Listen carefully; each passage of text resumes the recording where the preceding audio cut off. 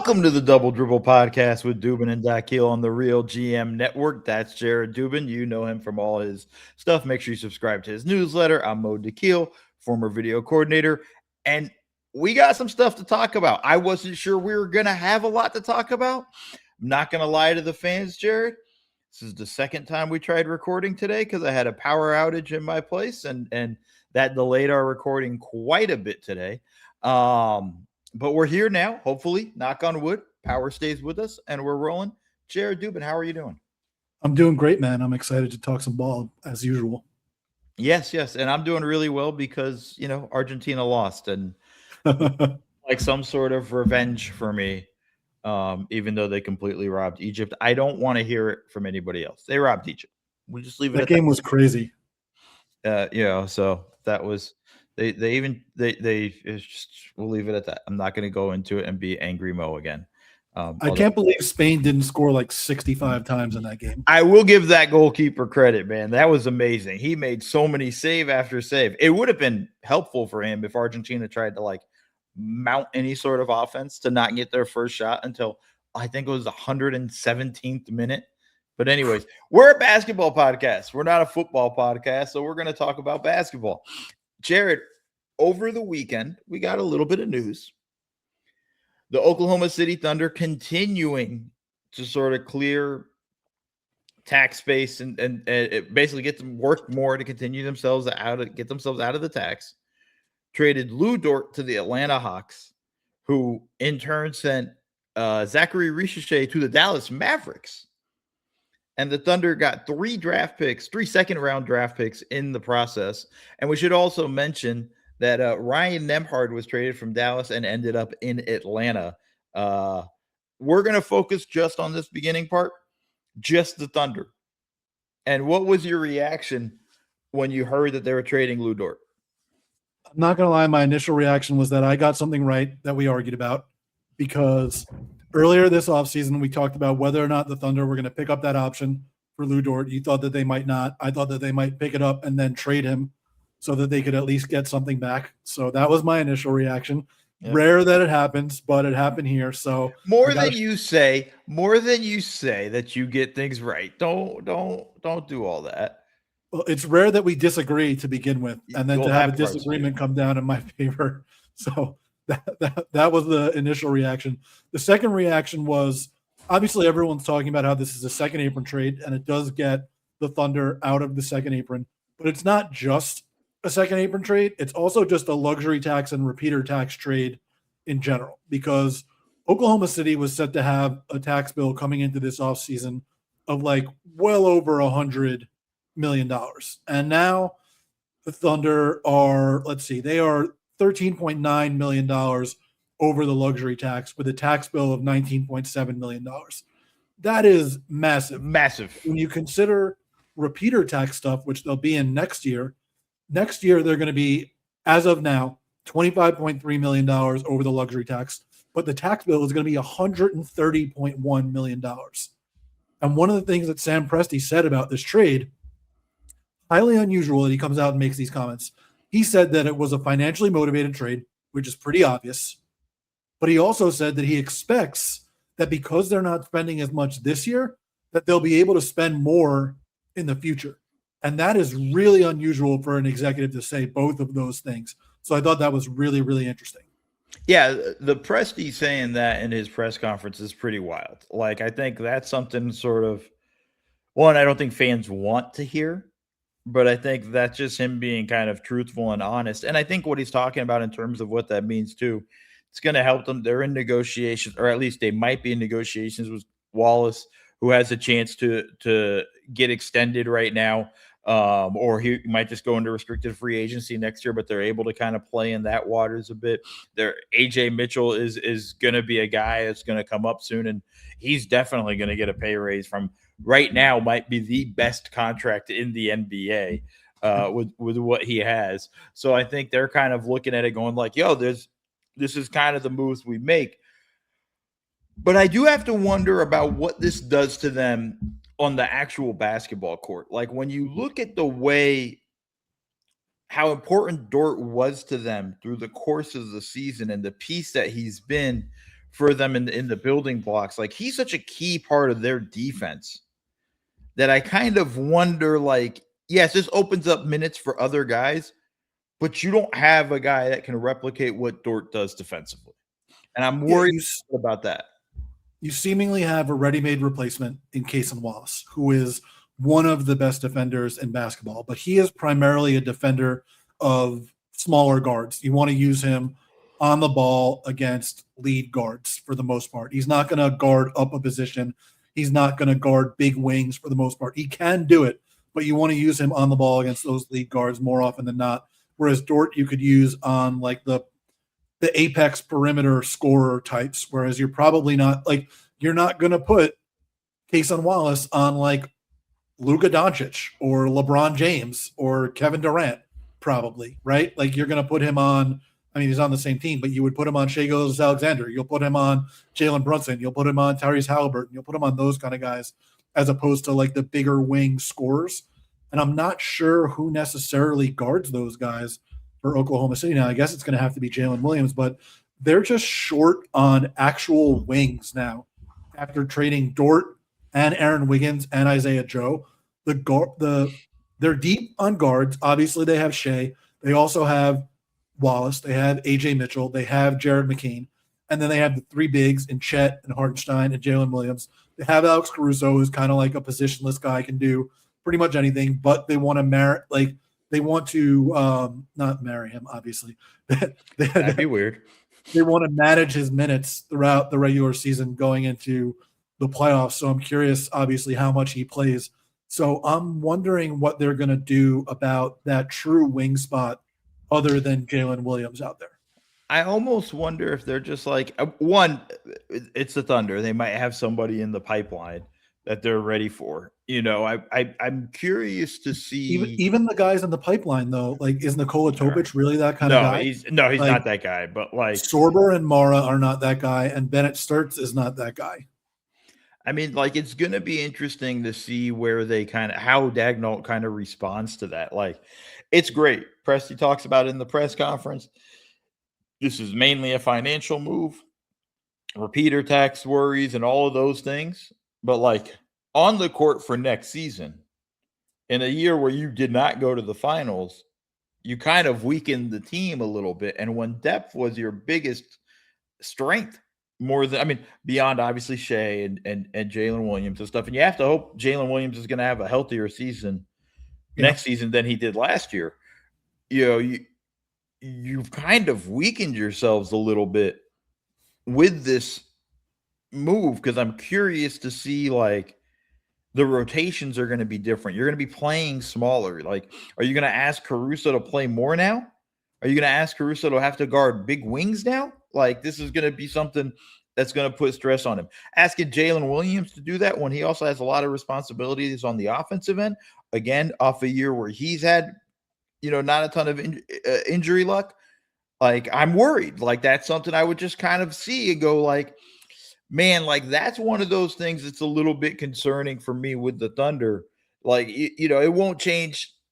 I mean, what's the starting lineup now, right? Like, Shea, Jalen, Chet, obviously, Hartenstein. And then who are you starting in the fifth spot? Are you going with Mitchell? Like, great. But now when you're going up against the big wings, then it's Jalen Williams' responsibility. That's a tough deal for him to have to do that and be the second option. I'm probably going with Cason Wallace, to be honest. Or Wallace. But same thing. Well, he's not going to guard the big wings, right? So, like, okay, so that still puts it on Jalen Williams that has to do it. And again, that puts just more pressure on them, you know, on the defensive end. Like, this is going to be kind of interesting to see. And we should also preface, like, they're still going to be really freaking good, right? Like, it's not probably going to be like the best team in the league during the regular season. Right. Like, we're not going to go like, oh God, this team sucks now, you know, type of deal. It's not like that. But I find it fascinating that with everything that they have, it was kind of like, with all the depth, we've actually kind of whittled down their wing rotation so much as they actually need another guy. And maybe they go get somebody, maybe they go sign somebody. It'll be interesting to see where they go the rest of this offseason and how they handle it going into the season. Yeah, Dort didn't have his best season last year. No. Obviously, he shot 38% from the field, 34% from three. He was a pretty big negative in the playoffs, and especially against the Spurs. I am curious, though. There's another way that they could have ducked the second apron, and credit to Nate Duncan for pointing this. And we did forget to mention one guy that I'll bring up here because he can maybe play some wing for them, even though he tends to be used as a small ball five. They could have ducked the second apron by not bringing back Kenrich Williams and then trading two of the guys that they drafted in the last few years, whether it was Topic, Sorber, Mara, or Sturts. They could have traded those draft picks and ducked the second apron. Would you rather have done that or just traded Lu Dort? I probably would have rather done that, although it really seems like they have something for an affinity for Kenrich Williams, and I don't mean necessarily in the Udonis Haslem, Nick Collison way of like we're just going to keep him on the roster. He came in those Spurs games towards the end of the series and actually gave them a little bit of pop. Like there's actual value to Kenrich Williams, who I like as a player. But again, it comes down to, okay, how do I replace Lu Dort? Like, what do I have on my roster to make that work? And how are we going to handle it? They have plenty of defenders. They're going to be great with the help rotation defense. They're going to do all the stuff. They're going to continue to foul the hell out of everybody, and the referees aren't going to call the fouls. Although with Dort, it's not quite as much as they fouled with Dort. Right? Yeah, not as much with Dort, but like, let's just be honest. Everybody else on that team is still doing it too. But like, I think it becomes more challenging of just like, cool. On the nights we have to really kind of hug up on Anthony Edwards. And again, the advantage that they had was we could put 2 or 3 different guys on Ant in a series and put that pressure on him. And, we can wear him down with multiple guys. Now it's just Jalen Williams and Caruso, maybe Wallace. Like, I think Wallace gets overpowered by Ant, I think, to some degree. I think you become and then we're just looking at other guards as well. And I think a guard wing sort of situation, when you have to deal with Luka, going to be the same thing. The physicality that you get from the Spurs guards, especially Castle, something that you have to kind of look into with like, that's where I'm just worried about. I'm not worried about them offensively because I think it's actually, they'll be fine.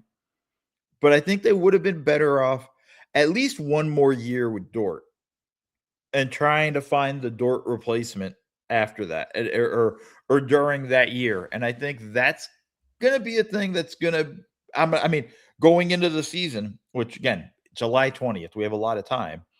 That's going to be something I'm going to be watching for when we start the season for them, is how do they handle big wings?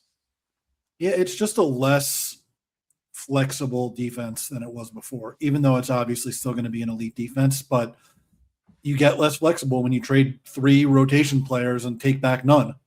Like that. That's what's going to happen.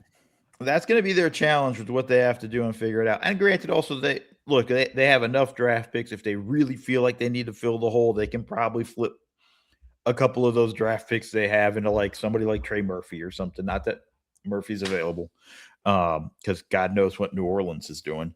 Dort was probably going to have to be a significant portion of the matching salary for that. No, that's a good point. That's a good point. I didn't even think about that. I just think they're going to have a lot of. Now they have to figure it out. Now they have to figure that hole out in their roster. And it's, again, I don't think it's a problem with the starting 5, but I think over time that'll wear down a player like Jalen Williams. And I think that could be a concern. And we saw during that the Spurs series, like they got thinner quicker than we thought, and that was with guys like Wiggins and Joe still on the team and with Dort just not playing well. Right. So, it's a mild concern, I would say, but being able to guard those big wing types is one of the most important things that you have to do in the NBA these days. And they just lost their best guy to do that and didn't bring back anybody in that spot. Obviously, I trust them more than almost any other team to figure out how to still do that specific thing. But the simplest solution that they had for it is now off the roster. Yeah, now that they have to figure out, would you have done it? Would you have kept him, or would you have done the Kenrich Williams and trade 2 of those draft picks? I think I would have kept Dort and tried to figure it out during the season. Like if you still decide you want to trade, like if Dort's not having a good season, like it's not like you got some amazing return for him that wasn't going to be like you got 3 second-round picks. Like worst case scenario, you get 2 second-round picks or 1 second-round pick for him at the deadline. If you want to, still do like a salary dump kind of trade, you could have held on to him until the trade deadline and then figured it out at that point. And you can see what you have in the other guys on the roster between now and then. Yeah, I think that's kind of the challenge that they put themselves in. And again, it's not even a big challenge. Let's just see how it goes. But like this also it gets really bad if Jalen Williams isn't healthy next season or misses a stretch of games next season. Where now you're kind of like, oh wow, like we probably could use a Dort-like person with all of that. Any other thoughts you have on the Thunder before we? It's going to be small. Like obviously they've got the 2 big guys that are going to play all the time, and I would imagine you'll see more double big looks with Jalen Williams as the second big, like more Chet and Jalen Williams, maybe some Hartenstein and Jalen Williams. Who knows? But it's just a small team now, other than those 3 guys. Yeah, and it's going to be rebounding is going to matter. That's going to be a big part of it too. Yeah, and they're only a good rebounding team when Hartenstein is on the floor. They are not a good rebounding team otherwise. Yeah, so they'll have to kind of like, this is going to be a fun one to see how Dakhil handles all of that stuff. But this was a 3-team trade. So we're going to talk about the other 2 teams involved in this trade in the next segment. So we're going to be back in just a moment.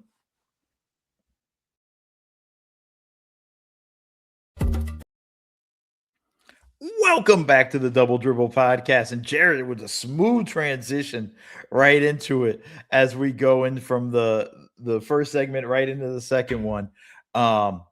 Jared,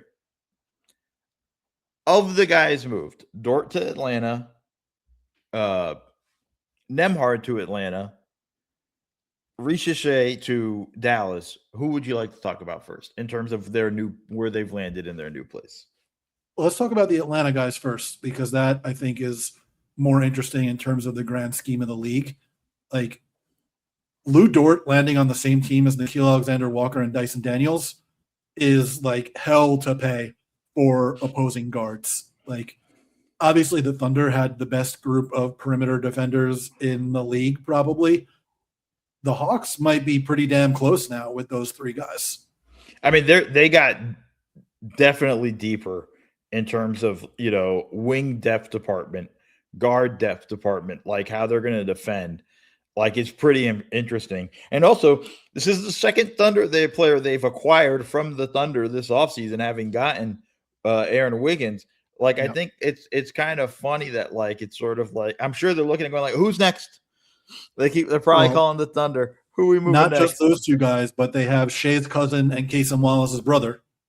Yeah, so we got like a Thunder East sort of type of deal. Of course, we're joking about that, but they are bulking up defensively. I actually like their size that they have along the wing. I liked it before the Dort trade. Like I kind of liked the way they were set up, and now they've just gotten even bigger and even more physical and better defensively with what they have.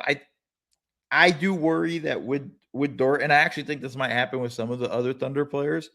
Once you leave OKC, all of a sudden you become bad. Like that happened with like Boston's guys for a while. Every time a Boston player left, they sort of regressed when they made it to their new team. I wonder if, for OKC, if this was the right opportunity for them to kind of sell high on Dort and get out of the Dort business before there's a bit of even more of a drop off than what we saw last season. But like when you just look at the Hawks roster, you're just like, damn, man, like, all right, they got enough defense to cover for CJ. Gosh, I'm blanking on CJ's last name. CJ McCollum.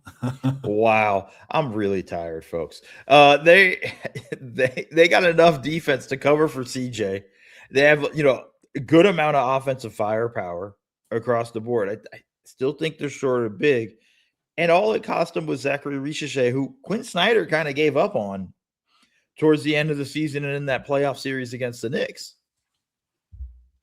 Yeah, I mean, I really like the perimeter physicality that they're building, which I think is really important for them, because it's not like the front court is the best defensive group in the world, and it's not like there's a lot of front court depth. So I think they really need to be the kind of team that is overly physical and impenetrable at the point of attack. And between Dakhil, Dyson, and Dort, I think they are going to be that.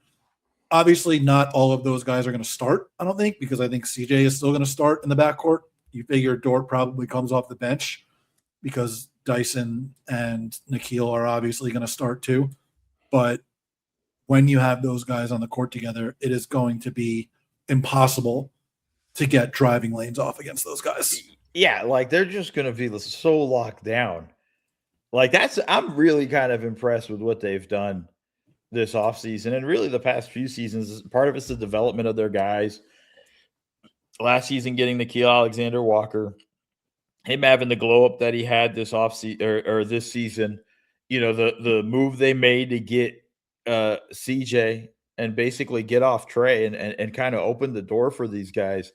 Like I'm pretty impressed with the stuff that Ansay Salah has done so far with the Hawks. Like I'm pretty like, all right.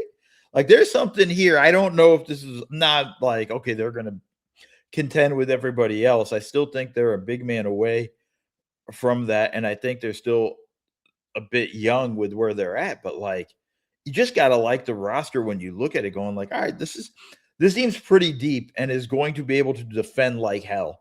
And Quinn Snyder's a hell of a coach. Like I kind of like where they're set up. Yeah, I like where they're set up too. I do, like you said, worry about the front court depth a little bit. Who did they draft again? They drafted the point guard from Houston. I can't remember his name. Kingston Flemings. There you go. So they have, another ball handler in the backcourt too. I wonder how much we see of him at this point. The front court depth, like I said, you would still like to see more. They brought back Jock Landale for a contract that was frankly a little bit ridiculous. 1 year, $14 million. He's kind of like a human trade exception, I guess. Right. And we'll see what they're able to do with that roster slot, and we'll see, what they kind of pair it with. But yeah, I like this move for them. Rissacher, we'll talk about him a little bit more. But they brought in Ryan Nembhard too, who I think is an interesting player. He's very small, but he can defend a little bit and he can pass a little bit. And that's just another option for them in the backcourt. He's a tough dude.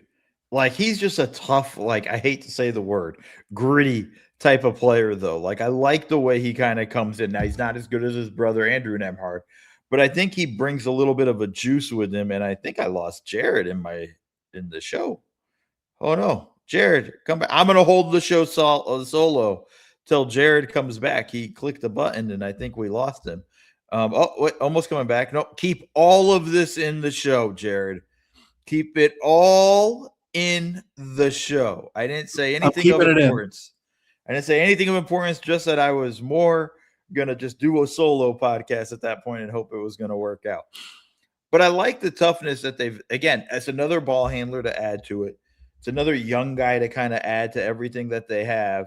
I mean, they're really sort of just in a good position with what they have. That was just a smart store to pick up. And again, it didn't, yes, drafting Rissacher with the number 1 pick turned out to be a mistake for them, right? Like, yeah, not the best draft, but then when you're looking at even like Alex Sars looks good. I mean, obviously, it's everybody's pointing at Stephon Castle is who you probably should have taken with that. So that hurts, but like in getting that pick wrong, but they're able to kind of turn if they had like Donovan Clingan. Yeah, I mean, again, we wouldn't be talking about their front court depth. Let me ask you this question, because it was something that was earlier in the year. I believe around the trade deadline. They were in the Anthony Davis sweepstakes, but did not want to give up Rissacher. Would you rather have Lu Dort or Anthony Davis? Well, you obviously wouldn't have just been giving up Rissacher. Yeah, but you had to give up more round picks for but Davis. That was the holdup, was they didn't want to give up Rissacher. Well, they would have had to give up more guys other than him. Like, who would the salary have been in an Anthony Davis trade? You know? Oh yeah, I just telling you, like, what the rumors going around was that the holdup in all of it was we're not giving up Rissacher, and now you turn it around for Lou Dort. Is that, like, I personally like it. I'd rather have Lou Dort because, again, I always say this: I don't think Anthony Davis plays enough for me to really kind of justify his contract and the deals that he's going to want the contract extension. And we'll talk about the Washington Wizards another time because that's going to be a fun sort of adventure when they figure out what they're doing with AD. Is it? It's fun in the way of, like, kind of miserable, but, like, I think it's a fun sort of viewpoint for us. But for you, like, you wouldn't have done that. Happy with Lou Dort, and the cost of it being so low kind of just works out for you. Yeah, I think I would rather have this than give up what it would have taken to get Anthony Davis, because it wasn't like I said, it wasn't just going to be Rissacher and 2 second-round picks. You were going to have to add in a shit ton of salary to be able to do that. And, like, well, it would have been giving up like Jalen Johnson. Like, absolutely not. It was going to be like Porzingis' salary. Right, Porzingis' salary, but that still doesn't get you close to enough to Anthony Davis. Yeah. So, I mean, I think that was kind of the stuff. And then whatever, you throw in some other person you're not really, young guy that you're not really playing, whatnot. But, yeah, I think that was more kind of what they're looking at. Let's look at it now. Anything left on the Atlanta side except that I think they just got better? No, it's a deep team now too. Like, not only do you throw Dort in there, and then obviously you got CJ Daniels, Jalen Johnson, Okongwu, Dakhil Alexander-Walker, Aaron Wiggins, Kingston Flemings. Who else do they have there? They got Corey Kispert in that trade. I guess you have another shooter in there. Mo Gay. Always need a Mo. You always need a Mo. Yeah, and Mo Gay, I kind of like Mo Gay. I actually like him. I think he has a chance to have, like, a nice little role, but, like, he also has got to get the minutes. But they were playing him at center at times, and that was a pretty significant problem against the Knicks. Yeah, that's not his position. Mo's are great, but you got to use there too. But they're going to have to make a consolidation trade at some point. The good news is they've got all of these, like, mid-sized salaries that you can cobble together to do that. Yeah, it'll be interesting to see how they kind of continue building forward. Tim Bontemps with his first big move with the Atlanta Hawks. I would say Kingston Flemings was probably the first big move. I thought he was announced afterwards. That was draft stuff. I think he was. He was announced after. I'm not sure exactly what the timing was of when he started working there. Well, the first big trade. Let's not get into semantics here, Jared. You're killing me with that stuff.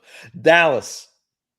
Your viewpoint with Rissacher, you bring him over with Cooper Flag. It's I don't want to say a reclamation project because it's not like he's awful, but it's like not quite, obviously Atlanta was open for more. Not quite where you want him yet. What's your view of it for the Mavs?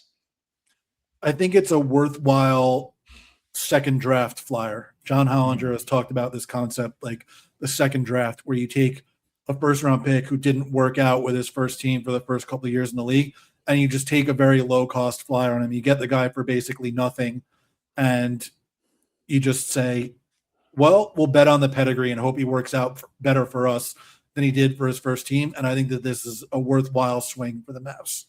Yeah, and again, really didn't cost them that much. I think they just gave up a second round pick and Nembhard. Yeah, I was going to say with Kyrie coming back, probably not going to be a lot of minutes for Nembhard. Not a lot of opportunities there. I think, again, it's one of those opportunity trades of like, hey, man, this might work out. And we might have a solid player on our hands. Might not.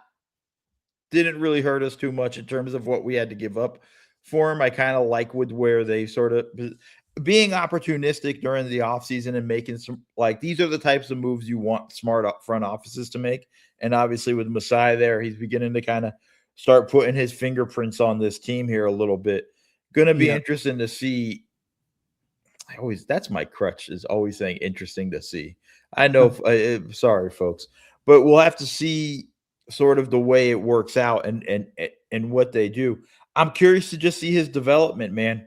I'm curious to see how Rissacher handles it.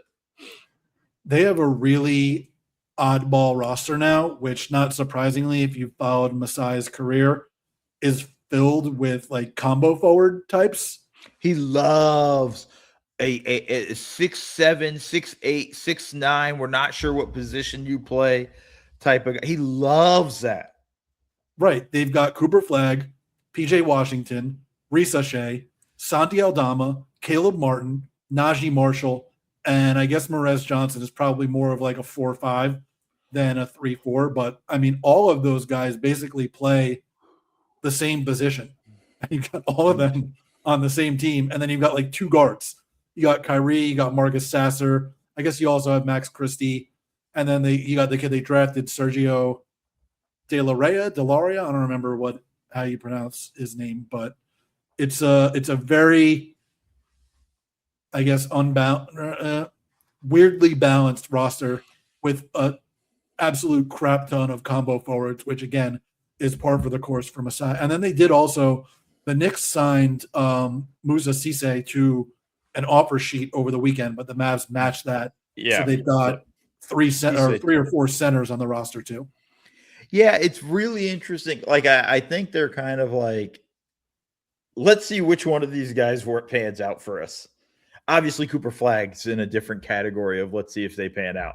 But, you know, what's going to happen with, you know, Rissacher versus Najee Marshall versus, you know, PJ Washington. Let's see how these guys kind of work together, or do two guys rise above one and we have to move one or whatnot. Like, I think like you're going to try to see if you're Masai, like it's almost like an open audition to see who can kind of step up into these roles here.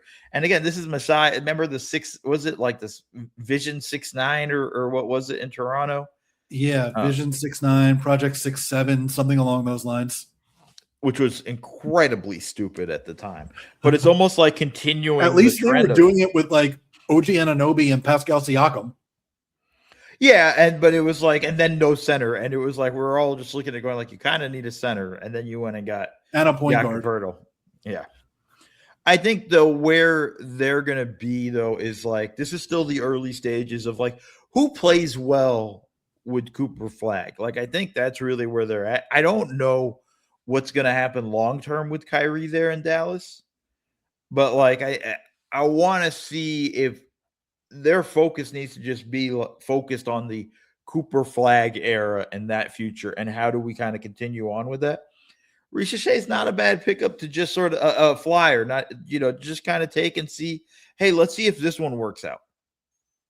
Yeah. I mean, that's really all it is. It's just a flyer. Like, and you got them for an extremely low cost. So why not? Yeah. All right. We're going to take a quick break unless you have anything else about Dallas. No. Okay. We're going to take a quick break and then we're going to come back and we're going to just talk what else is going on in free agency here as we get going.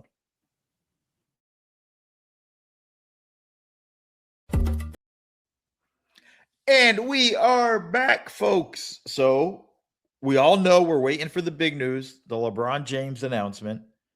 You know, it could come any day now. World Cup final is over. We're at July 20th. I don't know when, you know, I told you, Jared, it was going to be after the World Cup final.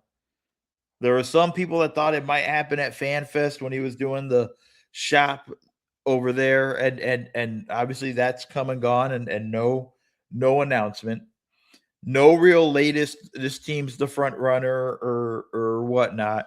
There was a funny moment of Indiana of Tyrese Halliburton saying, "I tried to recruit LeBron," and he texted back just laughing, crying emojis, which kind of offensive.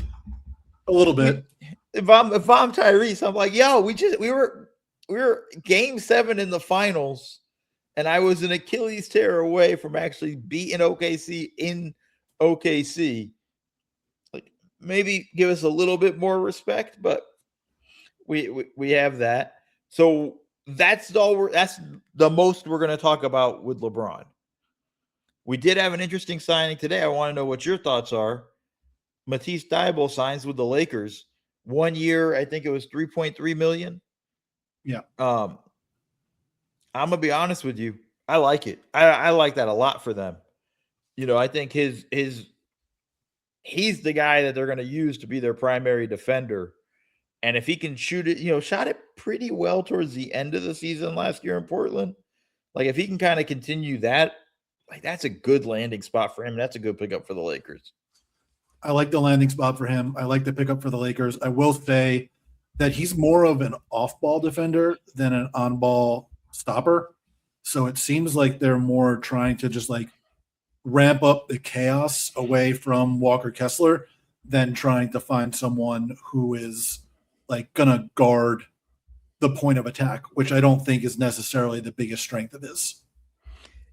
I think he's a little bit better, though, on that than you're giving him credit for. Now, maybe it was a while ago, but just sort of like there were games, especially when he was in Philly, where like he had to go hound dudes like Dame and stuff like that. And this was Dame in Portland, not Dame in Milwaukee.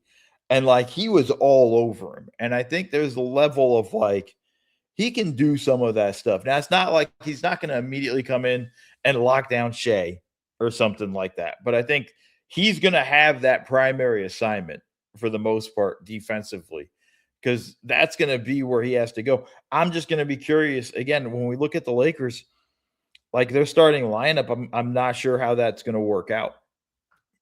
Yeah, I don't think he's going to start over Quentin Grimes, who just got a ton of money. Like, so is he really going to be their primary point of attack guy anyway? He's going to be coming off the bench, and like he's only making $3.3 million. Probably like it's not like he's even guaranteed a rotation spot. Yeah, but on that team he is. They don't have anybody else that can defend. Who's coming off the bench and going to play defense? Who's starting and going to play defense? Like who's that's playing defense except for Walker Kessler? Well, Matisse Thybulle now, when he comes in, and he's kind of the 3-and-D guy. Look, he just shot almost 40% from three last season. Like it's a little bit. You just made a face. Say it. You just, folks who aren't watching on the RealGM Network YouTube channel, I said that, and Jared just made a face. So just say whatever disgusting you had disgust in your eyes. So say it. It's a little bit like when Rajon Rondo would shoot like 45% on mid-range jumpers that teams were gifting him. Nobody cares that Matisse Thybulle shoots. Yeah, but like, look, dude, like I agree with you, but it's not on an insignificant number of attempts, right? 3.2 2 years ago, shot 43% from three, 3.1 on 39.8%. Like he's going to get a lot of those looks. Like they weren't rushing out to close out on Rui Hachimura either when he was with the Lakers last year, but he was still drilling them at a high level where he became kind of their best shooter. Like there's a level of that I think matters. Now he ain't coming off screens and pin downs, and JJ's not drawing shit up for him, but I think that's going to be, I think it's an interesting pickup. I like it for them. I thought it was a good move. Yeah, I like it too. I would just caution that the 2 years that he shot well from three, he played a combined 45 games. And for the rest of his career, he's like a 33.8% shooter from three on 2.5 attempts per game. Like it's not like we can buy into this sample size all that much. Like he took, let's see, just the total number of threes the last 2 years. He took 141 threes over the last 2 years. He took 90 more than that the year before in that one season. And he took more than that in every season of his career before the last 2 years. He took at least 143, and then over the last 2 years, he took 141. And those are the only 141 that he shot well. Well, on the upswing, Jared, on the upswing. So we're going to kind of have to figure that one out. But let's move on to some of the other stuff that's happened. Just quickly on the Lakers, they did sign Zaire Williams too. That was another good pickup for them. Again, they're doing a good job around the margins. I did forget that. Thank you. That they are doing a good job around the margins with how they're kind of building this team and putting it all together. So I think the other stuff I want to talk about, Jonathan Kuminga, they were talking to the Lakers trying to do a sign and trade with him in Atlanta. I don't know if this takes the Lakers out of it with him. He's looking for a pretty big contract. He's looking for like a $20 million deal, apparently, according to Jovan Buha. I'm not. Look, I like him. I think he's fine. That's a lot right now for a guy that's still relatively unproven. And the Lakers sign and trade, I don't know what they'd have to give up. He's also a guy Cleveland might be interested in if they don't get LeBron. Like, what's your view of the Jonathan Kuminga saga? I would not be all that interested based on what we've seen so far. Oh. Like, it's another intriguing, I guess, second draft. He's still young. He's only going to be 24 years old this season. But it's not like we've seen that he's able to have a ton of success at really any point. The biggest thing he does is individual scoring, and he's not a good enough individual scorer to build your offense around to the point where you're going to give him the ball and let him go. So at that point, it's like, how do you fit into a larger team context? And we've seen in playing the style Golden State played, non-starter.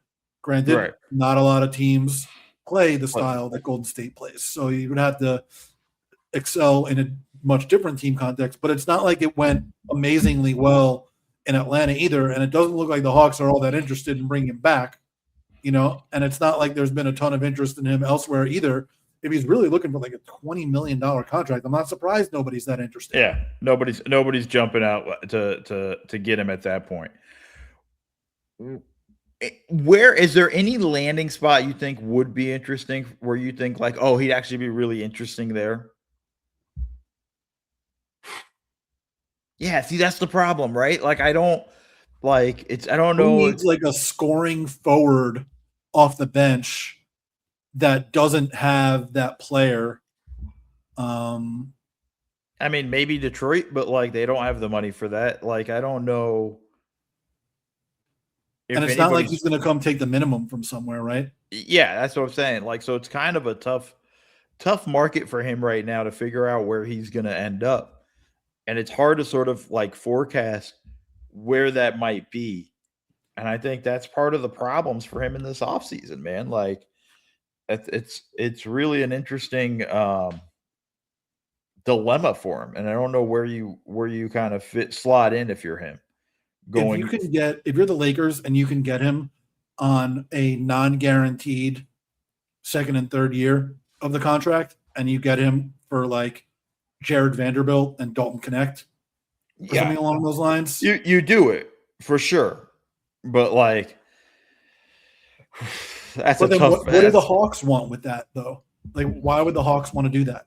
No, I don't think the Hawks want to. I think Hawks gives them another front court defender, but they don't. They need Dalton Connect. They need a hole in their heads. They need size. They need a big man. I don't know where they go for that. Like, I liked it for the Lakers. I don't know why the Hawks would do that. I don't even know why the Hawks would even really entertain it. So I think that's kind of the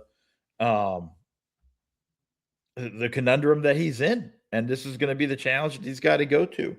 I want to go to one last thing. Okay. I don't know if we didn't really talk about this that much. So the Kawhi trade's still on hold. We still don't know what any sort of punishment is going to be on Wachtel Lippman and what's in it, Cats and like, I don't know. Wachtel Lipton? Yeah, sorry. I had my tea. I was looking at my tea bag, Lipton tea. What are we it's now holding stuff up because now the Raptors don't know what they want to do. Obviously the Clippers are trying to figure out what they can do because they were hoping maybe they were going to flip Brandon Ingram for something else in the offseason, or try to use him in a sign and trade to get Peyton Watson. Oh, there's a few more things we should talk about besides this one. But yeah, like, can we just get this over with? I guess not. Adam Silver, like the latest from Adam Silver was that he wanted to wrap it up before the start of the season. So, and this was after in like May where he was like, we got to wrap this up quickly. And now we're on to, we got to wrap this up before the start of the season. I mean, it's ridiculous. It's almost a longer journey than Odysseus's journey home in the Odyssey. And have you seen it yet? I'm seeing it tomorrow. No, I never bought a ticket yet, so like I'm trying to wait for it to get a little bit less crowded. Are you See, seeing it? the movie theater across the street from me does $9 tickets on Tuesdays, so Are you I doing only it see in movies on Are you doing Tuesdays. it in IMAX on I am 70 not doing it in millimeter? IMAX, unfortunately. See, I'm doing it like I want to do it in IMAX. See, we veered off topic, but I want to do it in IMAX and don't want to sit in the second or third row where I'm like this, and strain my neck the whole time. So I'll probably wait a couple weeks. I will be avoiding spoilers and as I always do. You're Movie avoiding trailers. spoilers for like the 6,000-year-old Yeah, story that I you know, had to no, read but in I high don't want school. to see. I read it, but I don't want to see like the actual shots. Like I avoid movie. You don't know this about me. I avoid movie trailers as if they're the plague. Like when I know I want to see the movie, doesn't matter. And yeah, like whatever. Even if I know how the movie ends and things, doesn't matter. I don't want to see the spoiler. I don't want to see the trailer. I avoided the Top Gun 2 trailer for like 2 years. Okay, like I was in. Let me tell you right now, Top Gun 3, I don't need a trailer. I'm in. You already have my money. Right? Like that's just kind of how I roll. So it'll be challenging. Let's go to a couple other things because it did bring up besides this thing never ending. And I think these teams being stuck in limbo, which to the NBA's credit, they were told, the Raptors were told, apparently, according to the reporting, that like, hey man, like whatever Kawhi's punishments, it might land on you if you make this trade. So they pulled the trigger on the trade, and now they're trying to be hesitant about it. Not so cool.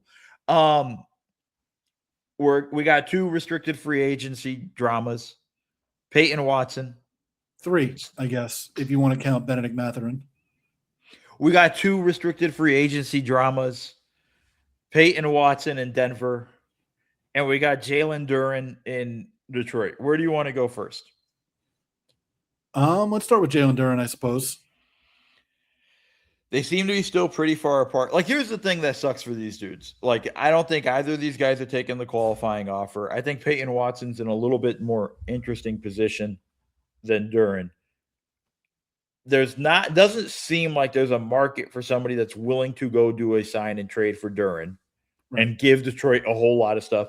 I don't think Detroit wants to give up on, wants to be willing in a sign and trade, a willing partner during a sign and trade. I think it's just going to get really, so it's going to go, I think, for a while. I think it's going into September. I think if Detroit was going to be a willing partner in a sign and trade, Jalen Duren might be on the Lakers right now instead of Walker Kessler. Yeah. And I just think, again, like, I just think they're trying to play hardball, which good on them. I don't know if they want to give him the maximum contract he can get. Right. But like, it's going to get kind of interesting to see how that sort of plays out. The Peyton Watson, good. You do run the risk of like pissing him off, Yeah. But that's also like, at the same time, it's like, okay, cool. You're pissed, but you're here for 4 years. Yeah, like what, you're gonna hold this grudge for 4 years and not play well for 4 years and then hurt your future, your next future income. Again, part of this is also like restricted free agency does suck. I think it's a bit different nowadays. I think it's something I wish they've tweaked or changed in the NBA, but they haven't now at this point. Served a purpose in the past, but not so much now. And then the Peyton Watson one's pretty interesting to me because I think there are more teams interested and willing to do a sign and trade for him. Denver has said we will match any contract he signs, but like I'm just curious. The team notorious for not really wanting to pay the tax and get deep into the apron world. I don't know what they're going to end up doing. I think they end up signing him and then just hope they can find a way to flip a Christian Brown or Cam Johnson during the season. Yeah, we've talked about it before. The Nuggets are not going to pay like $150 million tax. Yeah. One of Peyton Watson, Cam Johnson, Christian Brown, Jamal Murray, Aaron Gordon, like one of these guys is not going to be on the team next year. Like straight up, that's just going to happen. Or not going to be on the team by the trade deadline. Yeah, I was going to say, they have till the trade deadline to make the move to get under the cap. So if they do sign him, we do know eventually somebody's going to end up getting traded at the deadline. Yeah. Or they're going to try to at the very least. Anything else, Jared, you want to hit on? Are there any other free agents out there other than Kuminga that you think are like remotely interesting? Like, I'm not talking about like Draymond and James Harden who are still out there waiting for. the LeBron thing to sort itself out. I mean, there's like the Aaron Holiday level type of guys. Right. You mentioned Aaron Benedict, Holiday, Nick Batum. Like we're talking like guys that are like minimum dudes that can kind of come in right. and you know, sort of like Batum can come help you, but again, he's not a dude. Also, he's old. Like you kind of want to see what his role would be. Like I wouldn't want to tax him too much physically. Right. And does he want to play anywhere other than the Clippers at this point? Right. So I think you're kind of like trying to figure out what your, like for him, it's specific in that way. Whereas like I think Aaron Holiday like can be a good backup point guard somewhere. Like teams that need that, I think can try to find something like that. I think he'd be a nice pickup. You mentioned Benedict Mathurin, and I wasn't trying to be a dick. It's just the Clippers aren't going to re-sign him. That seems like it's heading for a qualifying offer to me. Yeah. Like I kind of think he just takes the qualifying, becomes a restricted free agent, becomes an unrestricted free agent next year. And I wouldn't be surprised if somewhere at the trade deadline, him and the Clippers send him somewhere else where they work together. Obviously, because if he signs the qualifying, he has a little bit more of a say in terms of the trade stuff. Yeah, I think you have to get an implied no trade clause. So he has to waive it. Yeah, so I think. And we don't even know what the Clippers are going to look like. It's possible if the Clippers sign and trade for Peyton Watson, then it's possible Mathurin gets his qualifying offer pulled, and then he could go sign wherever he wants. Right, which will be interesting. But like again, and I thought he was good for the Clippers, but I don't feel like it's a monumental shift with where he ends up. Anybody else? No, it's like Nick Richards is like the next most interesting guy on the list, and that's not all that interesting. And that's where we end the podcast then. When we're at Nick Richards, that's where we kind of got to end the podcast, Jared. Yeah, Bruce Brown's still out there, I guess, too. But he has not recaptured the form of the first year with the Nuggets. No, where the championship year, Bruce Brown is not really. He might be one of those dudes that just had a great run, and that's it. Got paid nicely though, so good on him there. All right, folks. Look, folks, we're just like you, waiting for LeBron. We have no idea what we're going to talk about on Wednesday. Hopefully we're going to talk about LeBron. I'm not going to hold my breath. But we're waiting on all that stuff to go down. So I hope you have a good couple of days. Enjoy the RealGM Network. Wes is coming up tomorrow. And Jared, man, I appreciate you coming on and dealing with my power outage problems earlier and us doing a much later podcast than normal. And I thank you folks for listening to the Double Dribble Podcast. See y'all.